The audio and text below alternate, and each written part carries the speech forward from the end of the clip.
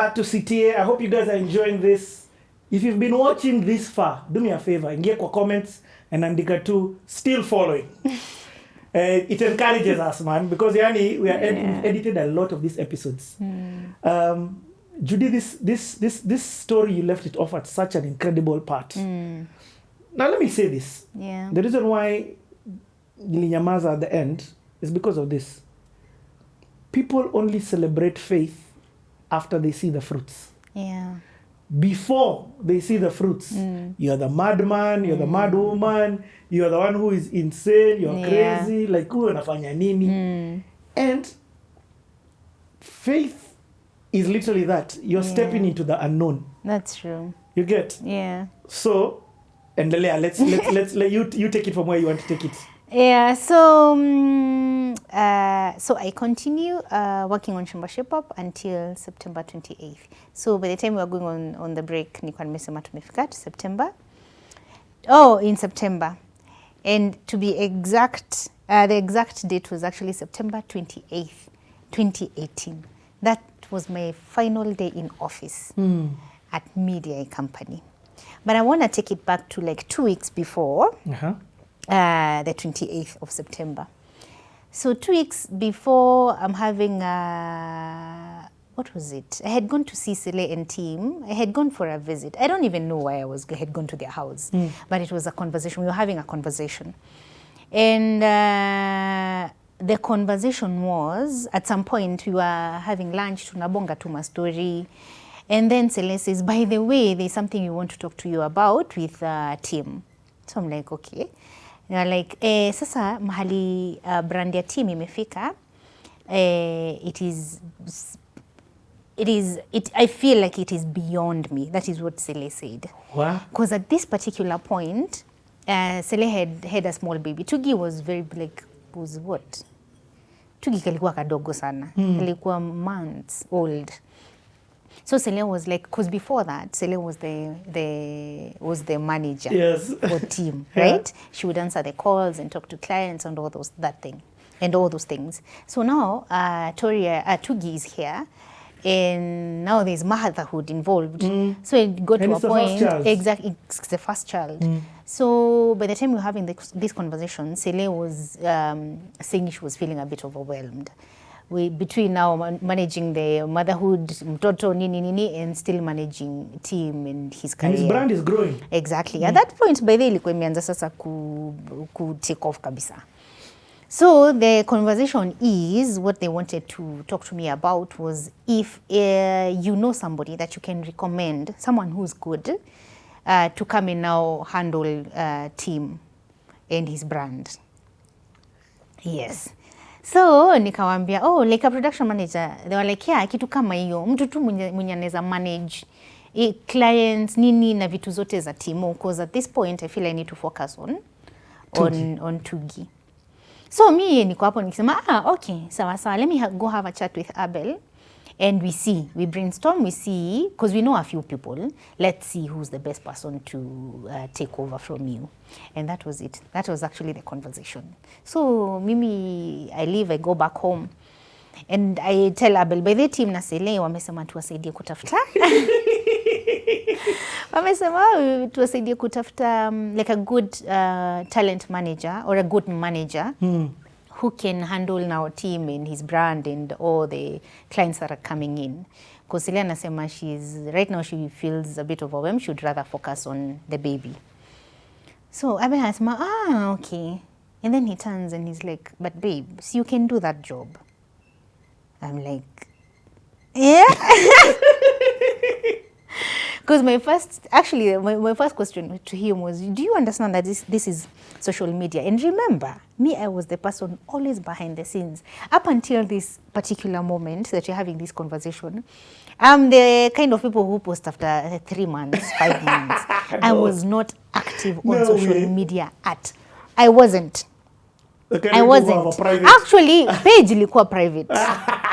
And this time it was private because I was like, hey, where all these people are? I was chini maji proper. Like I was proper. It's actually very few people who knew at that particular point that I was Abel's wife. They knew he had a wife. Yes, yes. But wengi wako wanajua, they couldn't put a face to it. Walikuwa wanajua tu kuna msichana tu mahali. Yeah. But wako wanajua huyu msichana ni nani. So even Abel, you were not managing, doing nothing for him? No. At this time? No. Okay. No, nothing. I was not even in management. That was not even Kwa something ati nilikuwa naona. Ndio nimetoka tu shamba. As in actually, I'm now doing my last 2 weeks before the day arrives for me to just to leave now officially media. So you did at a moment think, maybe I can do this? No. Wow. Hata haikuwa kwa akili yangu. So this is what we decided. Because you see,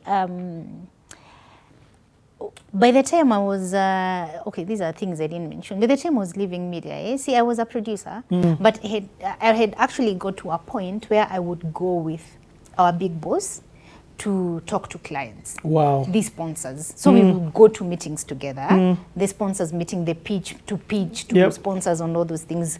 So nilikuwa nimeanza sasa kukua sasa tunaenda mpaka naye meetings. Yeah, this one I forgot to mention. Judy, you left while you were rising. Yes. On that level. Yes. So even your boss, I know. That's why I was telling you, he could not understand. Like, he could not understand. Like, he was, actually, I think, alicatch feelings kiasi. Kuna siku mbili vitatu hakuwa ananiongelesha kwa office. Like, he was, like, he could not understand, Richie. Nobody could in that office. Like, why are you leaving? Like, mdosi sahi anasema if he's going to a meeting, he wants to go with you. Which means you're way for taking over. Yes. Like, where are you going? Yeah, that's crazy. Anyway. So, I had gained quite some skills in the area of talking to clients. And having conversation with clients and pitching for things and, like the business talk. Nilikuwa nimegather a bit of skill there. So during this conversation with Abel, he says, babe, do you understand that what you do, as in you're just transferring those skills to the digital space?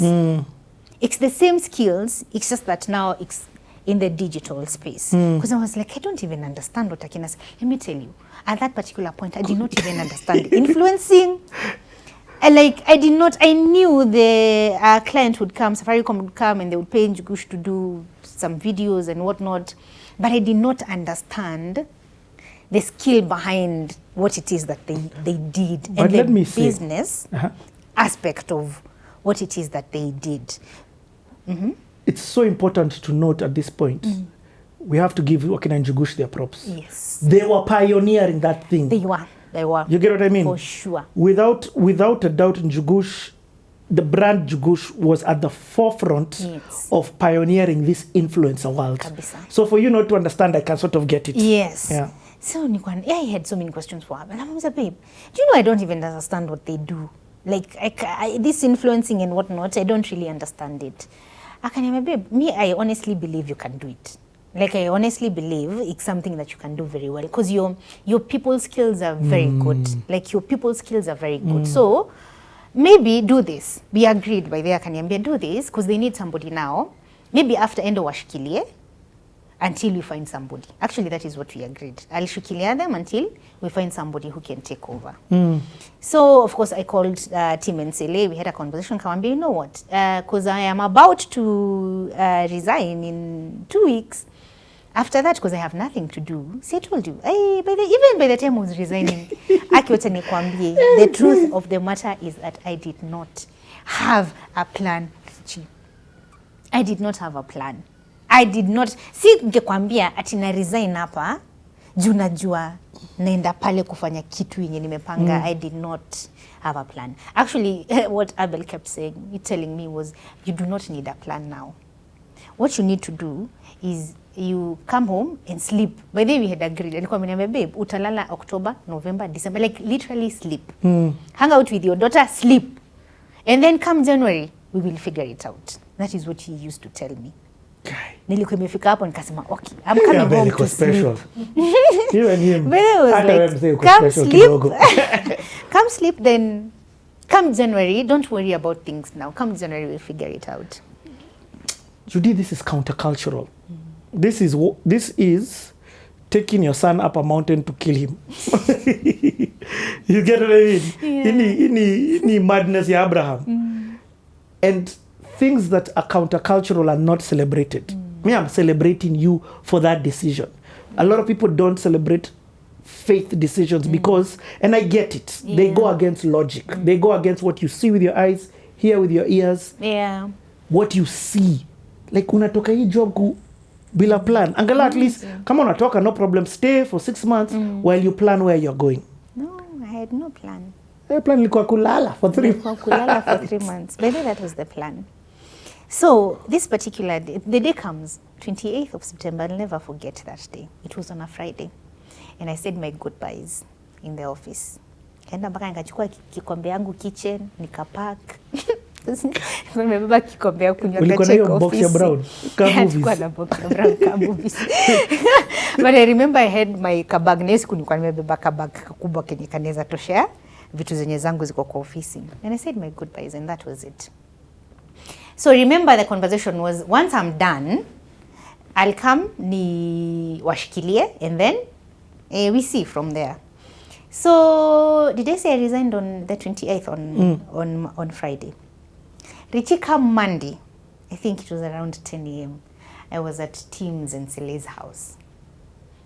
But sasa unajua mimi sasa nasikia unajua ile freedom, like it's the first time I actually feel like I have time to sit and do nothing. Yes. Like that was a very strange feeling. I remember at first it was a very strange feeling. 6 years. Yes. But remember I started working in 2010. So for a good clean hapo kuna miaka kadhaa. Hizo ni miaka ngapi until nilipo nimefanya. Yes. Like I just been working on the go. Yes. So this is the first time I find myself sitting and actually lounging. Like I actually have nothing to do. Because you see, I went to Sele and Tim's house for orientation on kazi yao na how they do it. But you see, it's not a formal meeting. Yes, so kwanza tunafika huko, naenda nachukua kikombe cha chai, tunaekelea miguu juu kwa sofa, tunachapa story. You know, it's not a formal meeting. Yeah. It's just friends catching up. And that was my day 1 of orientation. And day 1 was for me to understand, how do you do? Like, what do you do? Tell me what it is that you do. And they explained. And for the next 1 week, 2 weeks, it was basically just that. When they're shooting, you're seeing them shooting. Yes, na observe, naona kile wanafanya. When they're going for meetings with clients, I'm there. I'm not talking much. Because you see, I need to learn. I really did not know how that world functions. So I'd go sit in meetings, they would introduce me, so I would go sit in meetings, understand how they talk, understand the rate cards, the structure of the business, invoicing, doing quotations for clients, doing reports, all those things. And by the end of the first month, I was actually now the one handling the phone. Like, if clients are calling, they are now talking to me. What? So by the end of the first month, I had taken over kabisa. Because you see, now I've had a couple of weeks to orientation nishaanza ku understand. And let me tell you, did I say nilikuwa hapo kushikilia? The plan was actually for me to shikilia for less than a month. Like do 2 weeks and then find somebody to come and take over. Anyway, Richie, I shikiliad for 3 years. Do you know, let me tell this guy something. When I got Njugush to come to CTA, I didn't call Njugush. It was all organized by our lady friend right here. Yes, the manager. Yes, the one who I talked to. Yes. She told me, he will be there. That's when Njugush walked in on it. Timo!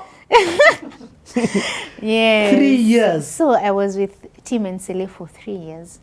Wewe unadu? Fanya hivi, umesikia story yangu? Kimbia pale CTA, cleaning the airways. Nataka kuosha, watu wameniongea vibaya akina Amber Mutua. Cleaning the airways ndio naosha. Kimbia pale CTA, subscribe pale YouTube, subscribe, ucheki story zangu na wengine wengi. Alafu I hope itakubamba. Sasa unadu nini hapa? Si uende, honest. Okay, basi enda. Okay, thank you. Go. Si uende. CTA, si ndio?